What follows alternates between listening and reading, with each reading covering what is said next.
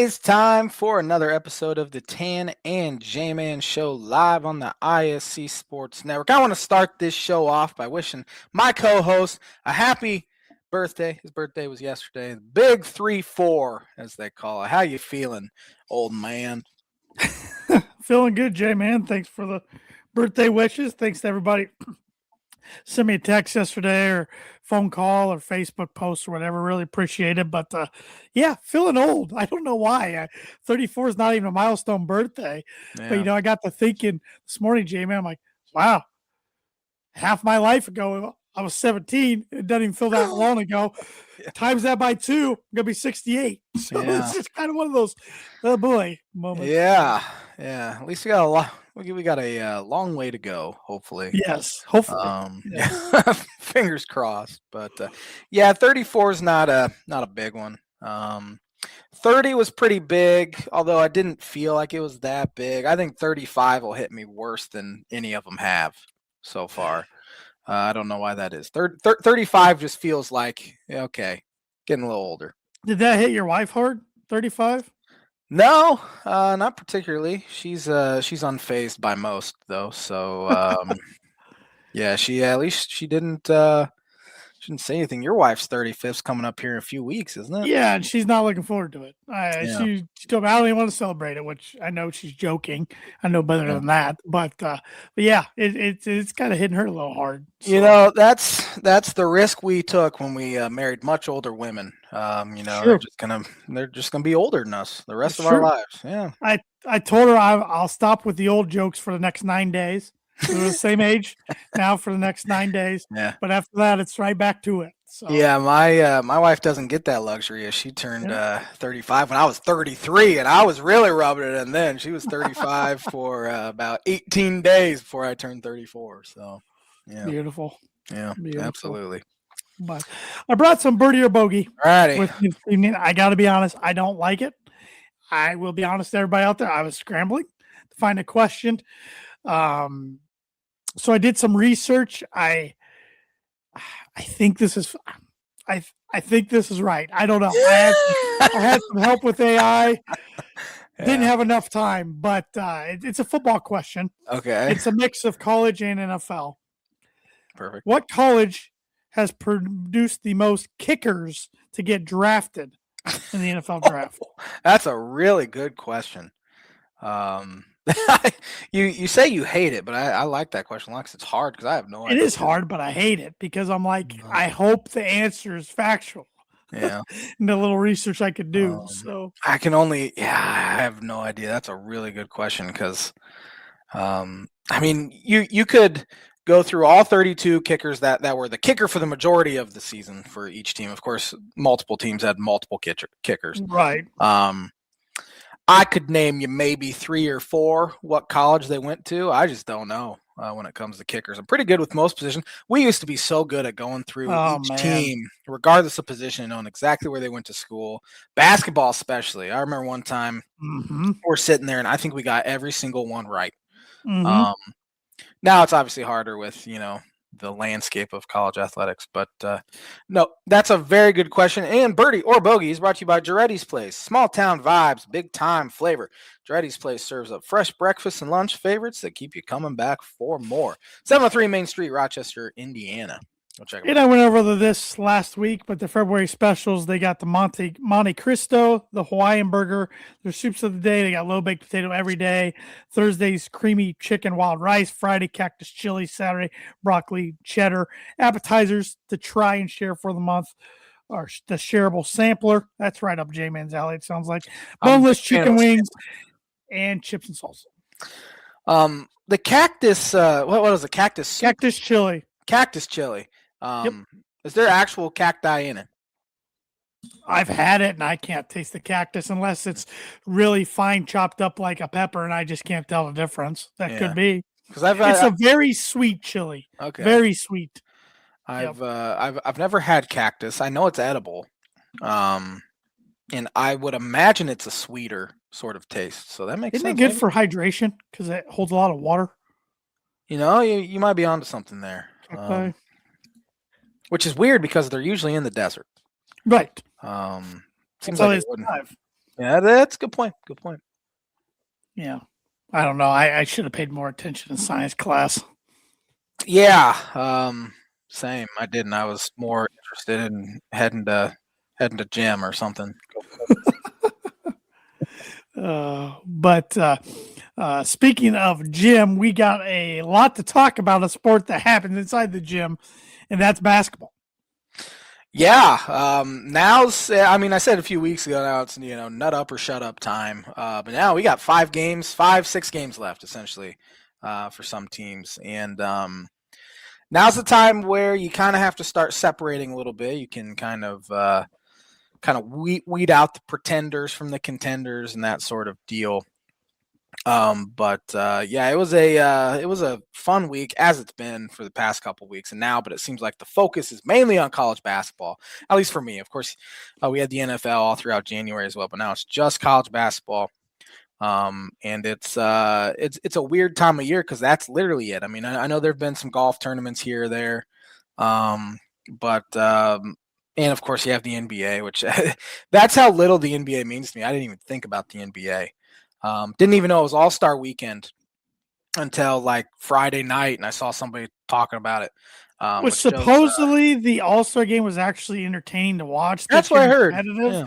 but I don't know. I saw that being tweeted live last night. And it still didn't gauge my interest to flip it over. So No, me either. And I mean, we used to get so into like the festivities were the 3-point contest, the dunk contest, and now the dunk contest is so lame. No one was even there watching it. It felt like in LA, and the dunks aren't very good. The guy who won, I think he mainly won because he did some dances afterwards, after each dunk. But I don't know how you fix that. You don't have superstars in it anymore. LeBron has never done it. He was too cowardice to do it. And Mac McClung, now he's too old. Yeah, Mac McClung, who was 3-time champ, he said that no one else wanted to do it if he was going to be in it. Did you see the clip over the weekend of the dunks he was going to do? Yeah, he would have smoked everybody. He would have killed everyone. Yep. Those dunks were maybe awesome. all time. Yeah, maybe all time. I mean, those were some all-time dunks. Good for him for staying relevant, though. I mean, he's been an up and down guy in the NBA, but the fact he's that good of a dunker. But you had Jace Richardson smacking his head on and falling down. You had Jackson Hayes doing just a normal dunk, one-handed. It was just pathetic. I didn't watch any of it. I just saw clips of it. How about these guys who are injured but still partaking in the festivities? Like Damian Lillard's rehabbing his Achilles, but he wins the 3-point. He won the 3-point. Yeah. What are we doing? So, and a lot of people were on Adam Silver for a lot of the comments. He's a terrible commissioner, for one. I thought he was going to be really good. I did too. Well, the first thing he kind of did was drop the hammer on Donald Sterling. Remember his racist comments? Oh, yeah. And so everyone's like, all right, man, this guy's not messing around. But since then, it's been a disaster for the most part. People are watching the NBA less. You have the issues with load management and tanking, and now he's talking about some crazy idea having all the non-playoff teams playing a tournament to decide who, gets that number one pick, sort of thing. And all-star weekends become trash. I mean, I remember we'd like get together and watch like the dunk contest and stuff like that, and that no longer happens. No. For anyone, obviously for us, we're in our 30s. We probably shouldn't be doing that anymore. But those college age kids, I don't think they care at all about it anymore. High school kids, nothing. And it's I don't know what the NBA does, but I'm very glad I stopped watching years ago.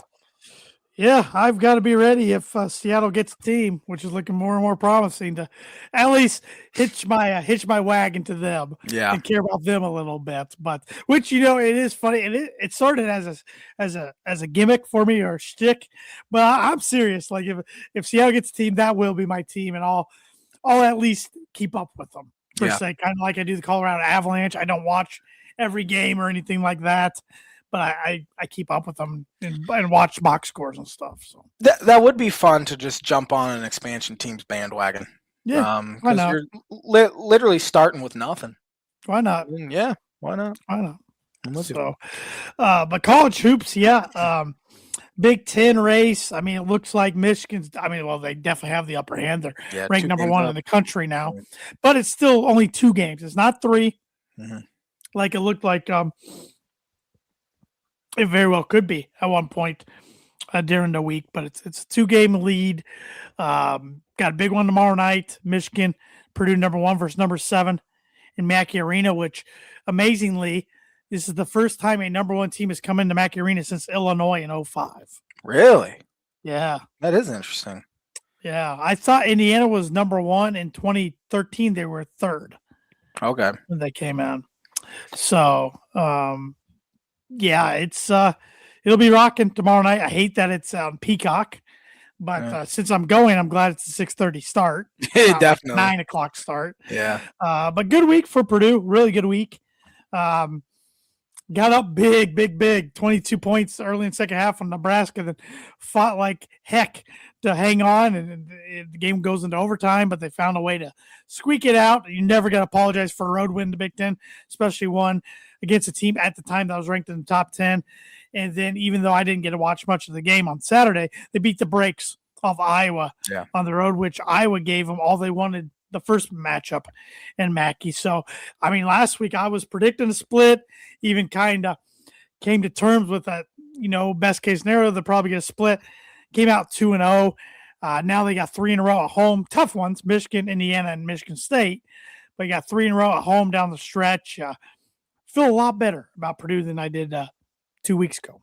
Oh, I'm sure. And that's college basketball in a nutshell, up and down. Oh, exactly. Yeah. And as I said, you might as well get that little skid out of the way in January. Yeah. But yeah, Purdue. I didn't watch much of either of their games. But I like checked the score. Okay, Purdue's up 17.5 against Nebraska. Check back. They're up 10 with how much time? 2 minutes maybe.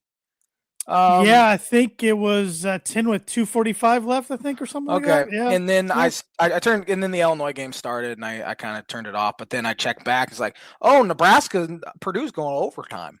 I'm like, oh boy. And then Nebraska finally gets a lead. And they even had a chance to extend it late and missed, obviously. And then great finish by Clough there, but that was an unbelievable pass by Fletcher Lawyer. Yeah, no way I thought he was passing. I thought he was chucking double team and wouldn't get in well. Yeah, I don't know how I fit it in there. It was a great catch, too, by Clough. Right. But, yeah, unbelievable pass. Find a way to hold on. But then at Iowa, I knew it would be tough, but Iowa's starting to wake up they a are. bit. Terrible loss from them at Maryland earlier in the year, and it looked like that definitely carried over into Saturday. They're a one-man show. There with Bennett Sturts, and he didn't play very well at all on Saturday, from what I could decipher.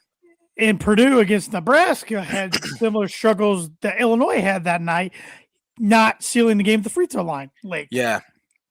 Gosh. Yeah. Purdue missed on the free throws. I mean, it was the 3 guys for Purdue you wanted the line: Smith, Lawyer, and Cox, and they couldn't make them. And it was just like, if they do that, they win by 6, 7, 8 points, and the game doesn't even go to overtime. But man. That Illinois-Wisconsin game might be the most frustrating Illinois loss in I don't even know how long. I'm still thinking about it just because. They have the excuse, they had no Boswell, no Stoyakovich. There's your 2 best defenders facing the highest scoring guard tandem in the Big Ten, and John Blackwell and Boyd, Nick Boyd. And Boyd torched him because Ben Hummerkaus had to guard him in the second half, and he just torched in the final 8 minutes. There's that excuse, but I don't want to use that excuse because they were up 12 with 8 minutes left. Illinois was. And still, if Wisconsin would have just come in and beat them, okay. Whatever, I wouldn't even be thinking about it now, but the way it happened, because you're very clearly a better team than Wisconsin, right? And again, they missed some free throws. Illinois' best free throw shooting team in the Big Ten. They were number 2 in the country, coming in at close to 80% as a team. And again, the guys you wanted the line got there with Keaton Walker. He's an 83% free throw shooter. David Merkovich is an 80+% free throw shooter, and they win a combined, I think, 1 for 6 and overtime for 1. And a lot of it played into Boswell and Stojakovic being hurt because those guys coming off playing 40-plus minutes at Michigan State on Saturday, followed up playing 40 minutes again against Wisconsin, and they had no legs left. Everything was short or flat. So it's just one of those games. And they still had a chance to win at the buzzer, too. I was really discouraged after that loss, but then I kind of had to smack myself. You just lost to two very good teams in overtime by one possession where you had a chance to either tie at the buzzer or win at the buzzer. So get over it. And then Boswell comes back yesterday, and they just smacked Indiana in a game that I didn't think Illinois played all that well. They didn't shoot very well, but they were able to find a way to get it done while shooting 7 for 31 from 3. And still won by 20. And getting Boswell back just changes that defense so much. Of course, Wilkerson kind of got his. He got 21 points, but he only shot the ball 14 times. And so that was just a credit to Boswell, just preventing him from even getting shots up. And Indiana's a very unimpressive team. I'm not impressed with Tucker DeVries at all. He's an old man out there, and he's looked much worse at the high major level than he did at, Drake, which, I mean, that happens. But, yeah, it was an okay week for Illinois. They only fell to 10th in the poll, which, again, the poll means nothing. Right now, I think if the season ended today, they'd be a 2 seed.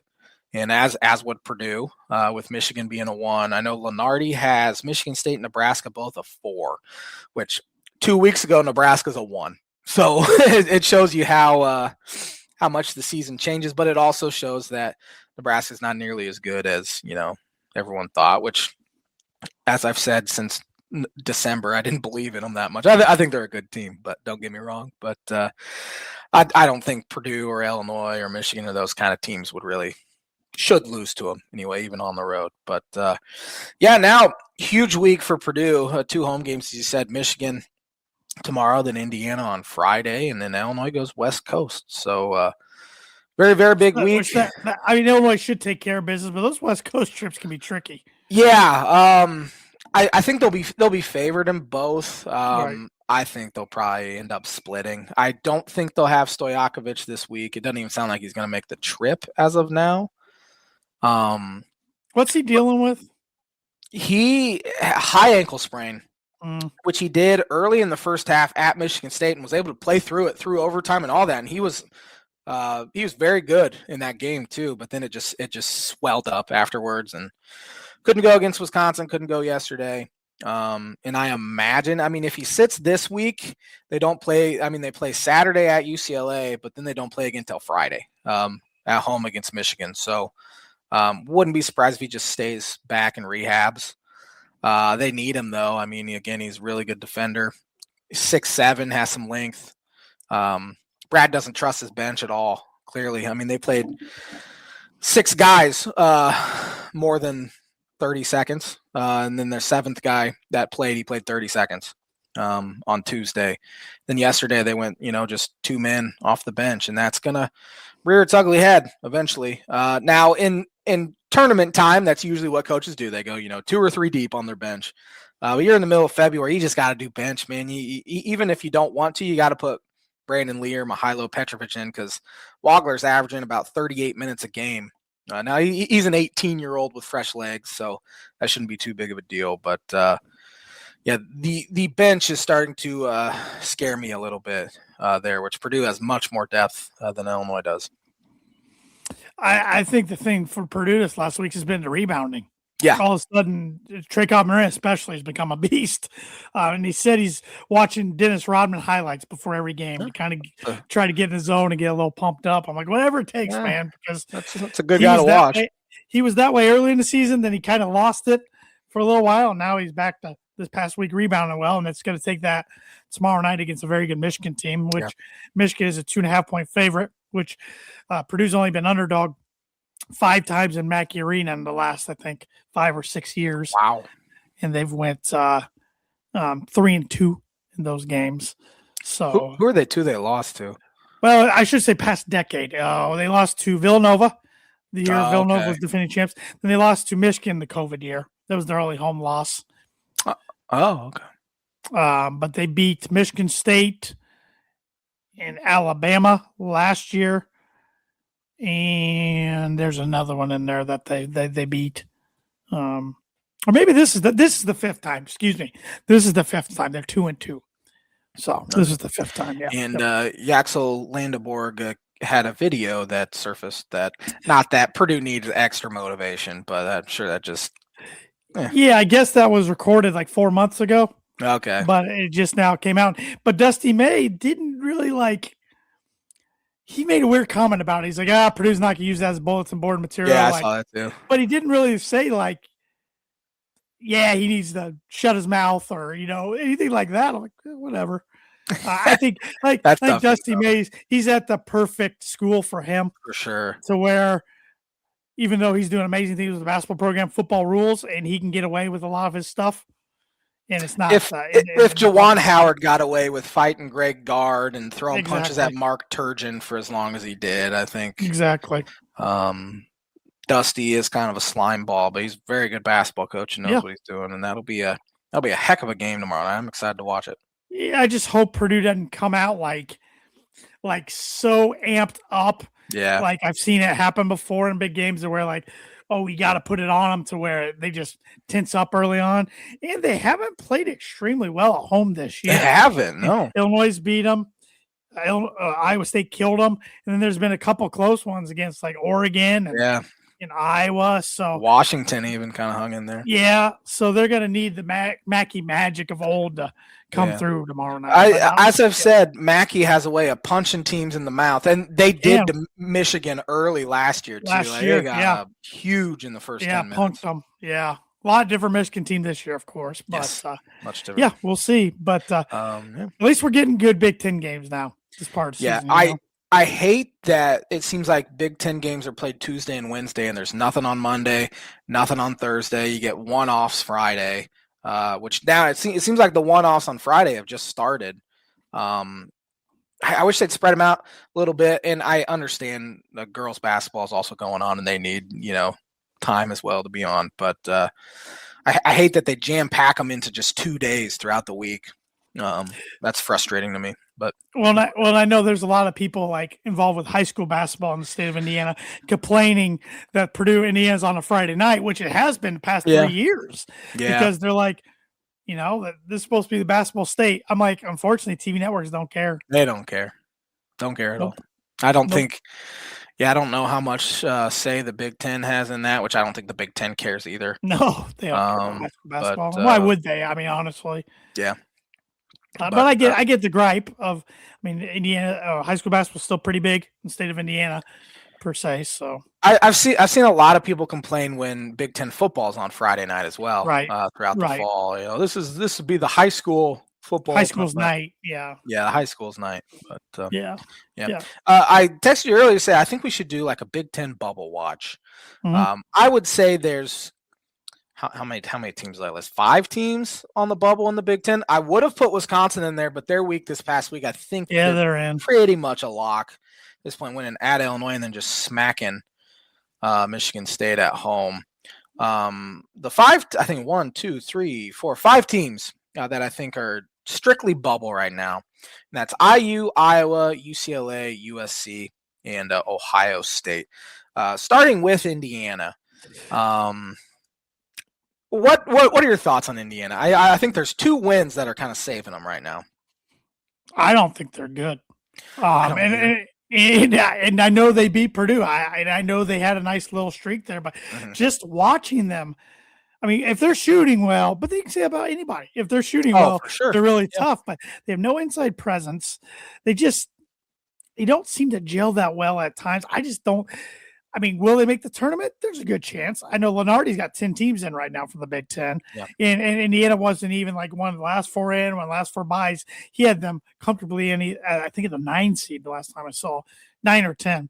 But I just don't think they're very good. Yeah. But as of this moment, I think they're in, but a lot can change. I agree. As you said, no inside presence at all. Their big guys averaging 4 rebounds. Illinois out rebounded by 20 yesterday. Had like 20 more second chance points, which Illinois is very big and they rebound very well. Sure. But you look at Indiana's schedule and who they've beaten. Non-conference, they beat no one. They beat Marquette. They did play a few.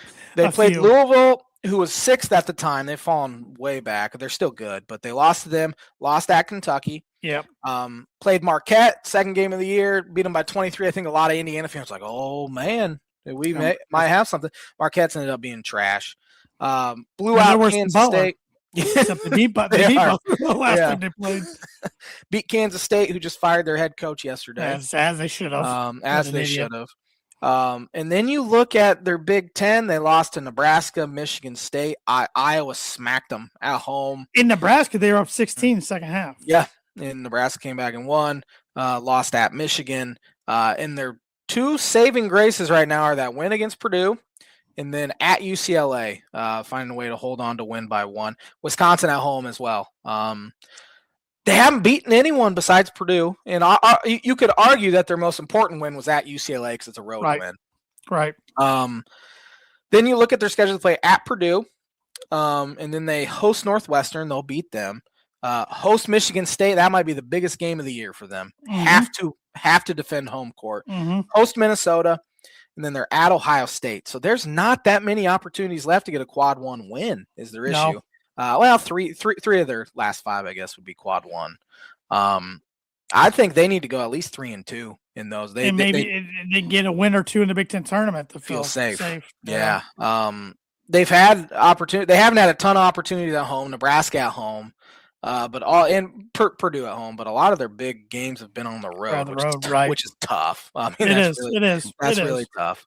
But yeah, that Michigan State game, March 1st, could be the maybe deciding factor because that was one Michigan State went on like a 30-2 run. Yeah.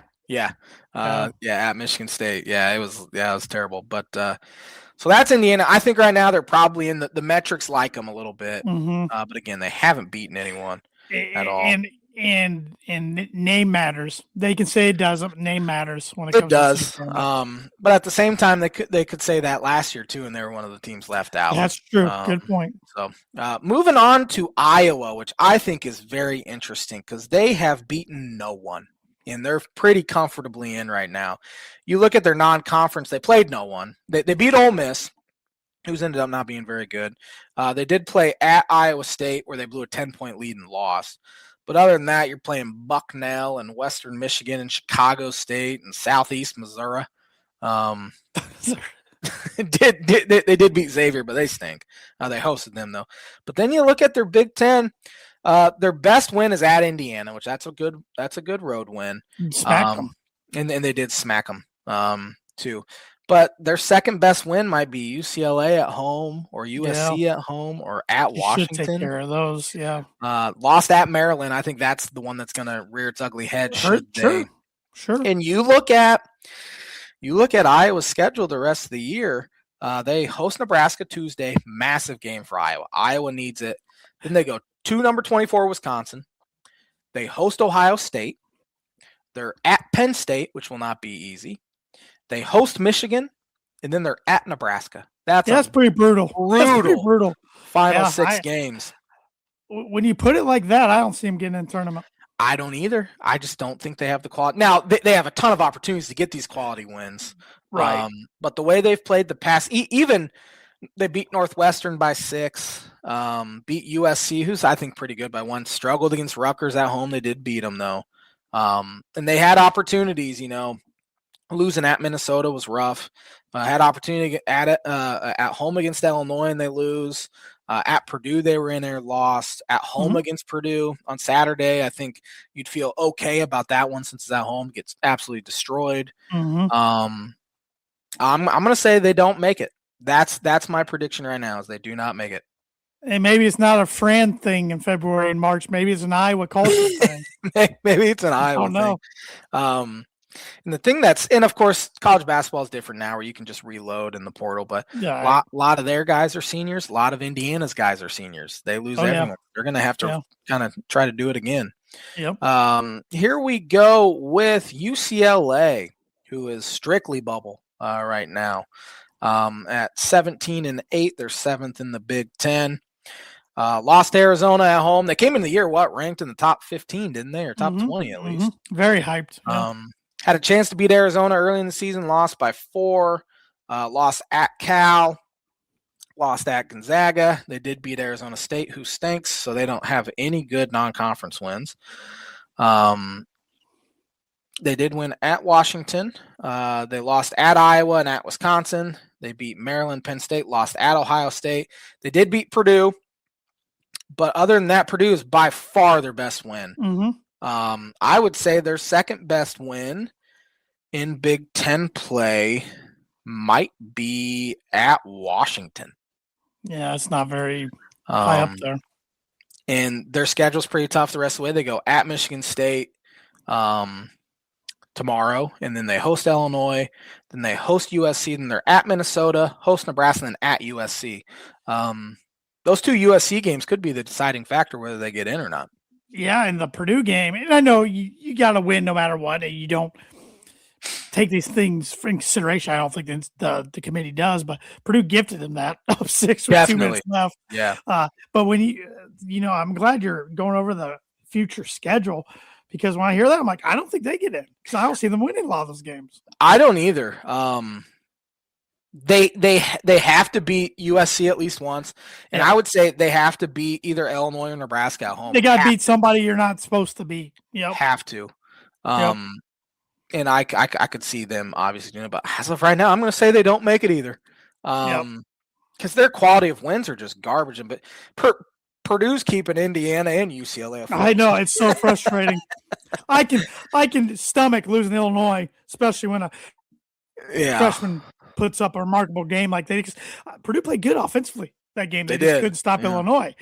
But UCLA and Indiana was like turn. It's like you should beat those teams more times than they beat you. So those are the two that irk me really, but definitely. It is what it is. You can't change it. No. Moving on to USC, who is 18-7, but they're 11th in the Big Ten. You look at their non-conference, their best win is not great either here. Their best win's probably at Boise State. Not everybody plays tough non-cons like Illinois and Purdue. That's fair. Seton Hall is a pretty good win. Yeah, Seton Hall is probably their best win in the non-conference at Arizona State. Big East kind of stinks, doesn't it? It does. It's bad this year. Remember when everyone said for years the ACC was the best conference, and now they've kind of fallen back quite a bit. It's kind of the same with the Big East. And it's the Big Ten head and shoulders over everybody else. Big 12's not bad either. No, Big 12 is very good. Yeah, very good. USC, though, lost by 30 at Michigan, 29 at Michigan State. They did win at Minnesota by 1. Lost to Purdue, lost to Northwestern at home. Yeah, that's about that could be one that. But then they go and win at Wisconsin.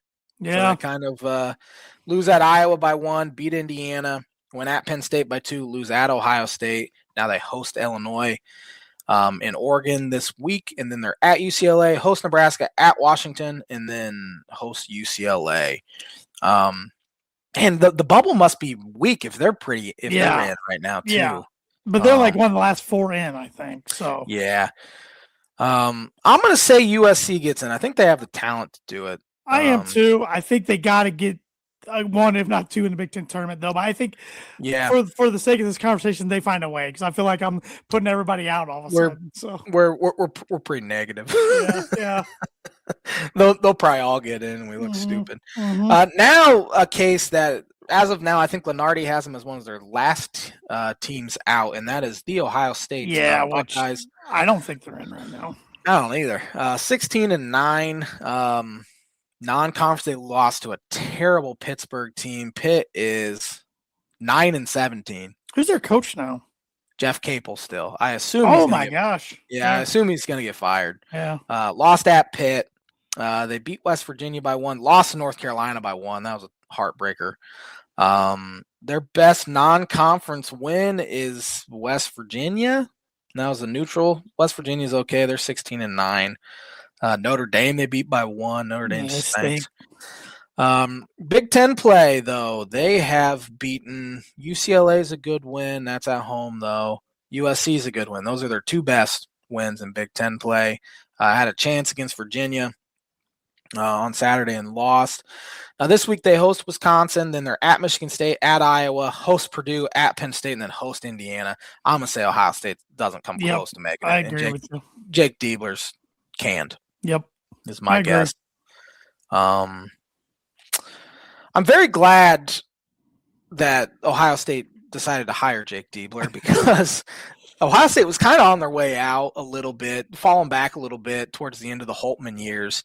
And instead of going out and getting somebody, they just fell further back by hiring Jake Diebler. It sounded like John Calipari wanted the job. And very, very glad he ended up at Arkansas. And they decided to promote Diebler. But again, Diebler's out of school, much like Dusty May, where football is king. Oh, yeah. It always will be.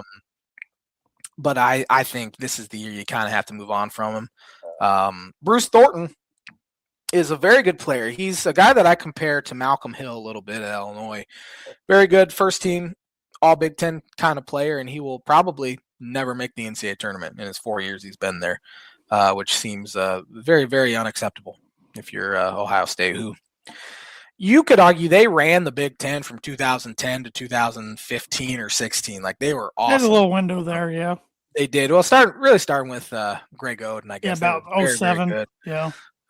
But it's really falling back now. And now, they're not going to go rehire Thad because he can't coach anymore. No, he can't coach anymore he's at Butler. And they're hovering right around 500, which is not great. But you want to go and pick some Big Ten games here real quick. I do have my my blind ranking is Big Ten basketball related. Starting with tomorrow night, Michigan at Purdue. Michigan's down to a 1.5 point favorite now. 1.5 drop from 2.5. I'm going Homer here. I'm going Purdue. This will be the J-Man's book. It's going to be one way or the other. I think Michigan's the best team in the country, and I think they go in there and win it by 1. Oh, thanks. Half court buzzer beater, a la Ron Harper Jr. Merez Johnson hits it, and we all hate each other for it. But J-Man's Book of Prediction of the Week brought to you by Travis Wottring Insurance Agency for life, home, auto, business, renters, workers' comp, farm insurance. Contact Travis 219-869-4561.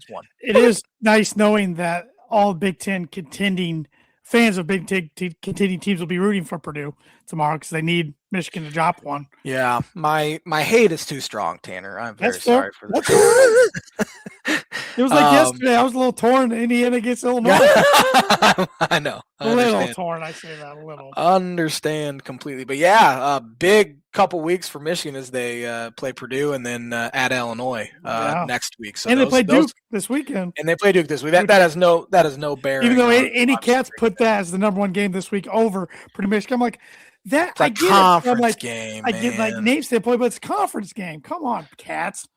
I'd put Arizona, Houston over Duke, Michigan. But I would say this game at Purdue and then next week's game at Illinois could be the deciding factors when it comes to winning the Big Ten title. Tuesday night, UCLA at Michigan State. Give me Sparty. Yeah, I think Sparty bounces back after getting just absolutely destroyed by Wisconsin. 9.5 point favorite, Michigan State is. On Fox Sports 1, we have Wisconsin at Ohio State. Massive one for Ohio State. Wisconsin. I just don't trust Ohio State. Wisconsin's guards are good. Wisconsin's a 1.5 favorite. Ohio State fans don't deserve to make. They'll have 10,000 people in an 18,000 seat arena, and it's always pathetic. Give me Wisconsin. Massive, massive, massive one here. Nebraska at Iowa. How is Nebraska ranked ahead of Illinois? I like ninth. I'm taking Nebraska as well. Peyton Sandford or Price Sandford. Illinois or Iowa's won 7 of the last 10 in that series, but Price Sandford returns. He's a lot better than Peyton. Yeah, he is. In my opinion. And then one I don't really care about, but we can pick it anyway. 11-14 Minnesota at 9-16 Oregon. Oregon's 3.5 point. Give me Oregon because it's at Oregon. Yeah, Minnesota's kind of falling back there. I will not watch a second of that game. No, me either. It's a late one anyway. It's a 9:30 tip. Yeah, I'm not watching it. It's Central Time. Your time. I was going to say.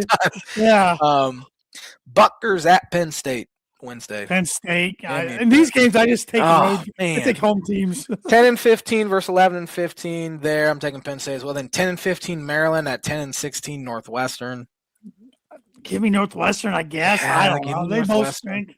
And then Illinois at USC. Yeah, Illinois gets it. I think it's a little dog fight, but Illinois gets it done. I do too. USC's physical. They're physical. They have some talent. on the Yeah. I'm Muscovite's very team's always physical. I feel so much safer when Kylan Boswell's on the court. So I'm very, very glad he's back. Thursday night, no games, as I said, which ticks me off. Indiana at Purdue Friday night. I know Indiana got them the first time, but I feel good Damn about it. the rematch. I'm taking Purdue in this one. Purdue by 30 plus. You can book that If one. Jalen Hood-Schifino was playing, I might say different. Yeah. He'd be the perfect player for this Indiana team. Oh, for sure. They need a guy like that. Yeah. 100%. Rutgers at Minnesota. I'll take Minnesota home. Yeah, give me Minnesota. Penn State at Nebraska. Nebraska. Give me Nebraska. Washington at Maryland. Maryland, I guess. Give me Washington. Traveling cross country. I think Washington might be favored in that one. Yeah. They have some talent. They're just not very good. They do. Just weird. Oregon at USC. USC. Michigan at Duke. It's neutral. What am I talking about? Michigan. Yeah, give me Michigan. And then Illinois at UCLA. Illinois and another close one. I think they get them both. I think they're close. I think J-Man slept. I think Illinois splits this week. But I'm going to take them anyway. I'm going to take Illinois to go 2-0, even though I think they split. Then Sunday, we have Ohio State at Michigan State. I think good week for Sparty. Yeah, give me Michigan State. Another big one here for Iowa at Wisconsin. Wisconsin. Bad week for the Hawks. I agree with you. You want to do some top 25 games? I don't think we've done this all year. Might as well. I can't tell you much about any team because I haven't watched much outside of Big Ten. Number 2, Houston at number 6, Iowa State tonight. Big Monday. Iowa State. Give me Iowa State. I think both teams are very good, though. Tuesday night, I'm just trying to find ranked matchups, and we don't have any Tuesday besides the Michigan-Purdue one. We have Arkansas at Alabama on Wednesday. Give me Arkansas. I think Arkansas is good. Darius Acuff is a problem there. Give me Arkansas. BYU minus their second best player, Richie Saunders, tore his ACL at Arizona. Arizona bounces back. They're not losing 3 straight. Yeah, I agree with you. Give me Arizona. Let's see. Thursday night, no top 25. Friday night, we have this is a good one. ESPN 2, 6 o'clock Central Time. VCU, who's 20-6, travels to number 18 St. Louis, who's 24-1. Interesting. ESPN 2. Give me the Billikens. Yeah, give me St. Louis. I think Josh Schertz is going to be a big-time name who could be – he's already been mentioned as a potential Kansas State hiree. How about Ohio State? Maybe. Bowling Green, number 6 – or not number – 16-10 Bowling Green at number 22, undefeated Miami of Ohio. Yeah, Miami of Ohio takes care of them. I agree. Let's go to Saturday. Arizona at Houston, number 4 against 2. Houston. Give me Houston as well. Number 6, Iowa State at number 23, BYU. Man, the Big 12's a gauntlet. I'll take BYU. Give me Iowa State. BYU with no Richie Saunders is nothing. And that'll do it for top 25 games. You know what? I already can feel it for you or me. Miami, Ohio's going to go undefeated. Going to be the 10 in either Purdue or Illinois' region when Purdue or Illinois is a 2. Yeah, definitely. You can book it. Yeah, I was literally thinking at work today, it's like, man, I think I'd rather be a 2 seed than a 1 seed because the teams you are playing are better, but marginally better, and you don't have as much of a target on your back as a 2 as you do a 1. True. That's true. So I'd almost rather be a 2. I don't remember Illinois ever being a 2. They were a 3 for like the first time in a long time 2 years ago. Of course, they've been a 1 seed a couple times. Mm-hmm. But, Travis Steele doing a heck of a job there at Miami, Ohio. He's John Gross's, I think, half-brother or step-brother or something like that. Some relation. But, as I said, my blind rank is Big Ten basketball related. I took some first-team All-Big Tens from the past 10 years or so, and I chose one guy that I wouldn't call them forgotten men, but I would say we don't really talk about them very often anymore. And I want you to rank them 1 through 5, starting with Nate Mason. Yeah, very solid player for some forgettable, average Minnesota teams. Yeah. A couple good teams in there. I'll put him at 4. All right. Chris Murray. Oh, okay. Chris. Yeah. Still, good player, overshadowed by his brother on some very good Iowa teams. I'm going to put him at 5. All right. E.J. Liddell. He was a bucket. Yeah, he was He good. was a bucket. Put him at 2. EJ's one of those guys that he should be talked about a lot more, but because he plays for Ohio State, aren't nearly as good as they have been. People just don't talk about him anymore. He Yep. was very good. The only reason why he didn't end up at Illinois is because of Mark Smith's. I don't want to say what I want to say there, but I don't like Mark Smith. But he got in EJ's ear. EJ visited Illinois like 5 times, and they thought for sure they were getting him. Anyway, moving on. Lamar Stevens.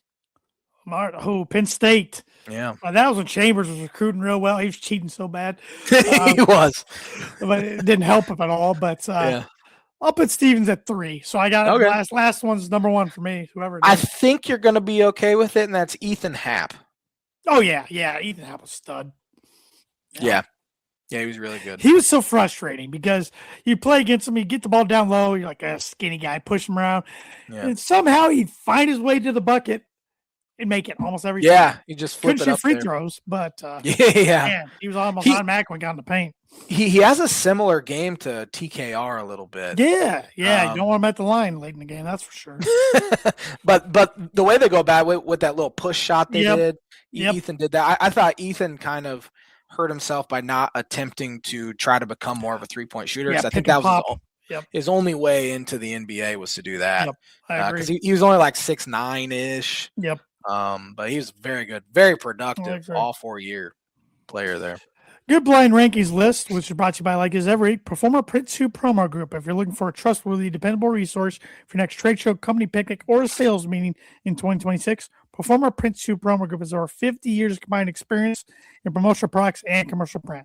They strive for fast and efficient response to all your print needs. So if you look no further, let them be your one-source print and promotional company today by giving Barbara Van Weinsberg a call at 574-210-3815. Before we do On This Day, I do want to make sure I talk a little golf this week. And it's actually the title of this episode is Anthony Kim is back.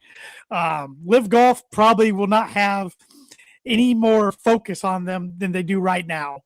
And that's because Anthony Kim, who was a huge star in the golf world, or a rising star in the golf world in the late 2000s, was a multi-time winner on tour, was a Ryder Cup guy in 08. And then he tore his Achilles, had a few other injuries, absolutely disappeared from the world of golf in like 2012, maybe 2013. Disappeared. Nobody heard about him for years. Well, come to find out, he was battling some drug addiction, some mental health problems. And then he pops up 2 years ago, all of a sudden, trying to get his game back. And Liv was interested. Joins Liv last year as a free agent, so he wasn't part of anybody's team. Played by himself all year long. Got better as the year went on. I mean, at first he was shooting like in the 80s. And everybody's like, what is he doing? Like, what is Liv doing? This is just a publicity stunt type thing. Then he got relegated because Liv only keeps so many guys every year, points-wise. Had a battle back in the offseason in a qualifying tournament. Made it back into Liv for at least a year.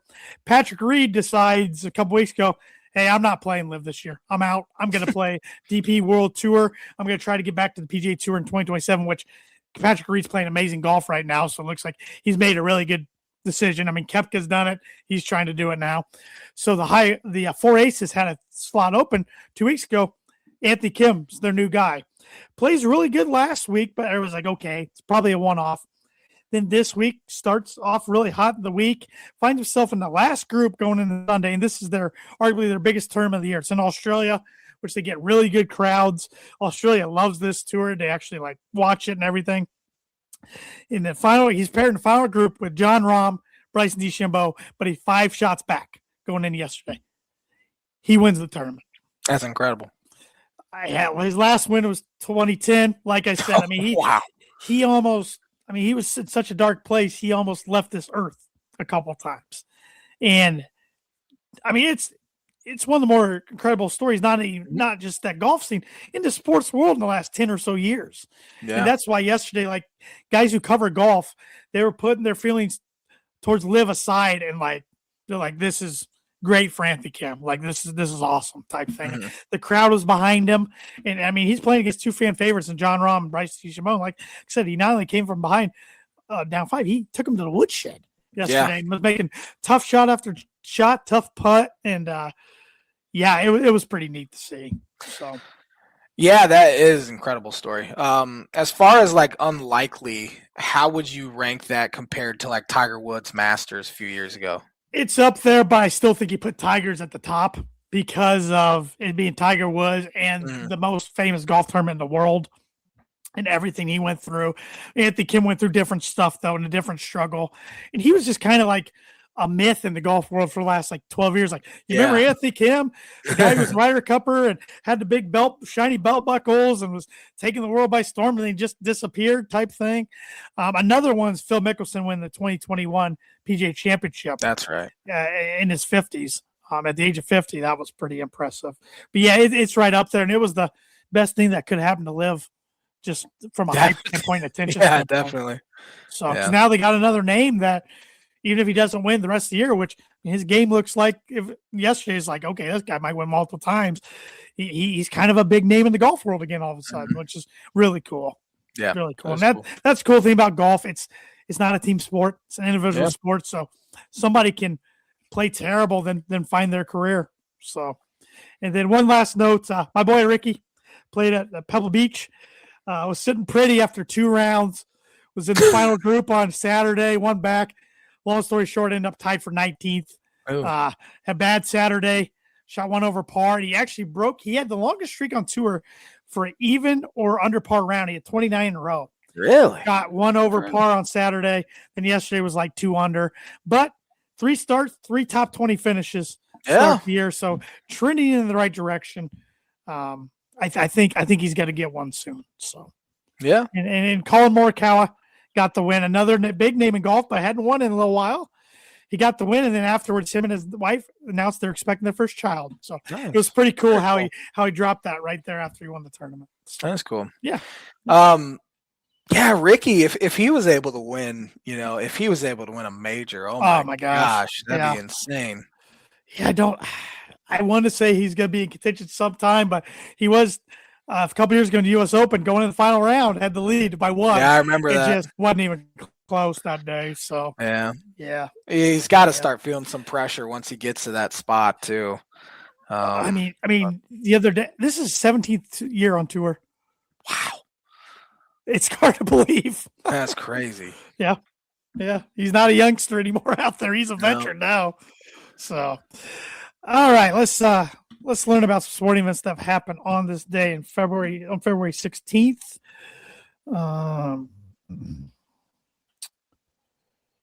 Got some figure skating stuff, some Winter Olympic stuff going on. You watch much of the Olympics? No, I haven't either. I haven't watched the second. I didn't mean to laugh. I respect what they do. It just for sure. It's just not for me.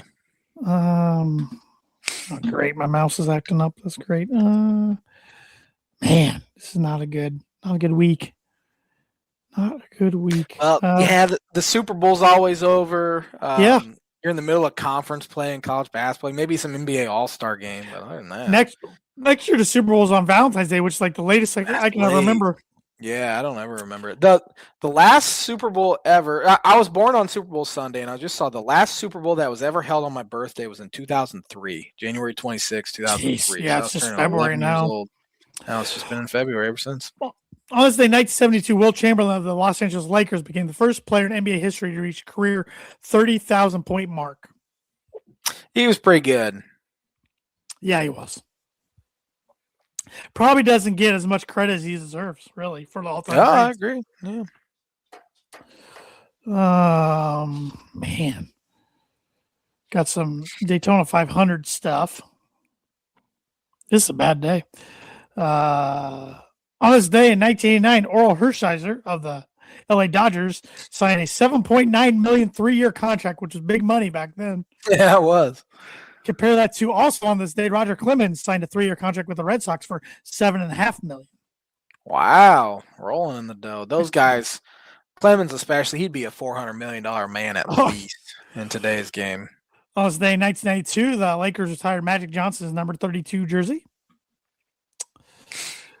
On this day, 1997, the 39th Daytona 500 was ran. Hendrick Motorsports posted a 1-2-3 finish with Jeff Gordon winning the race Terry Labonte, runner-up, and Ricky Craven, third place. I had to feel pretty good for them. Yeah, that's a great name for Mr. Hendricks that day. On this day, 1999, O.J. Simpson's 1968 Heisman Trophy sold for $230,000 to help settle a $33.5 million civil judgment against Simpson for the deaths of his ex-wife and her friend. Yeah. On this day, in 2003, the 45th Daytona 500 was held. Michael Waltrip won for the second time in 3 years. The race ended after 109 laps with rain. Yeah, Waltrip won like 3 or 4 races, I think, maybe 5, and 2 of them were Daytona 500s. That's why he was such a big name then. Yep. Because it seemed like he was a huge name. And his brother, Darrell Waltrip's more well known for maybe that's and everything. Yeah. DW. On this day in 2005, that 2004-05 NHL season was canceled. First time a North American Professional Sports League called off a season due to labor dispute. I don't even remember that. Well, baseball's probably next year. And on this day in 2014, the 63rd NBA All-Star game was held. The East beat the West 163-155. Who was MVP? I have a hard time not picking LeBron James. He played for this team at one time. It was Kyrie Irving of the Cleveland Cavaliers. Interesting. And on this day in 2020, NBA All-Star game was held right before, last thing before the pandemic, really. Yeah. Team LeBron beat Team Giannis 157-155. Who was MVP? I mean, now that they no longer do East-West, I have no idea. Kawhi Leonard. Guess. Huh? Kawhi Leonard. For him. And last year, the 67th Daytona 500 was ran. William Byron became the first back-to-back winner since Denny Hamlin in 1920 after escaping the chaos that knocked out the bulk of contenders in 2 late race accidents. Yeah. And the On This Day segment is brought to you by Blue River Digital. Where is my read? There it is. Blue River Digital is a full-service smart marketing agency. They help businesses simplify marketing and grow with intention. Their focus is on system strategy and long-term results, not hype or one-off tactics. They offer digital marketing, website development, graphic design, printing and direct mail, signage and vehicle graphics, corporate apparel, promotional products, and AI and automations. They work with small, medium, and large businesses spanning across the United States with a strong presence in northern Indiana. Contact them today at 260-248-2749 to see how they can help you with your digital marketing. And real quick, before we get to Birdie or Bogey, I had 2 different things pulled up for this week, baseball related. I will save one for next week, but we are going to do this other one. And I found a site called Bracket Fights. Oh. And I'm going to share my screen. This is probably going to be a good experience for the audio listeners. But everybody viewing this will probably enjoy it. I got a bunch of different MLB hats up here. Okay. And you're going to look, we're going to go matchup by matchup and tell me which one you like better. Like the best. I think a lot of them are the alternate hats. I did not make this template. So hopefully you can see them. This first matchup. Oh, I am struggling. There we go. Blue Jays or Rangers? Blue Jays clear easily. Okay. Phillies or this lightning bolt looking Dodger hat? Phillies. Those are classic. Pirates with a paint splatter and Brewers. Brewers. Easy. Sleek. Diamondbacks alternate and the classic Twins. Ooh, man. I got to go classic Twins. Like I said, I didn't make this, so there's going to be a lot of teams left off here. Blue Jays or Phillies? Oh, man. Give me the Blue Jays. I like that look. Brewers or Twins? 2 classic hats there. Brewers. And Brewers or Blue Jays for this side of the bracket? Blue Jays. Jays. Okay. Cardinals or Expos? Throwback Expos. Expos for sure. You can just get Expos all the way. Well, then that's the uglier one for the Cardinals than their other design. Orioles. Orioles or Padres? Orioles. Yeah. Mets or Giants? Giants. Give me Giants. And Red Sox, but not their classic look. This is more of a white one and the classic Yankees cap. Classic Yankees. Expos or Orioles, those are 2 good hats. Those are very good. Give me the Expos, though. Expos? It's a nostalgia thing. Yankees or the alternate Giants? Yankees, easy. And Yankees or Expos? Expos. So all Toronto or not Toronto, all Canada. Canada. Expos or Blue Jays? Give me the Expos for sure. I love that Expos hat. taking the cake Bring them back for the first bracket wars on the Tan and J-Man show. And I have another MLB hat list thing for you next week, but that was going to take longer. So, cool. Birdie or bogey tonight, what college has produced the most kickers to be drafted in the NFL draft? This school had 2 kickers I know of drafted, so I'm going to pick them, and that's Florida State. Heck of a guess. Probably has produced the most kickers, but no. One more. Any more in the holster? I'll give you a par if you can get on second try. Florida. Another good guess, and they've had some, but the Ohio State University. Really?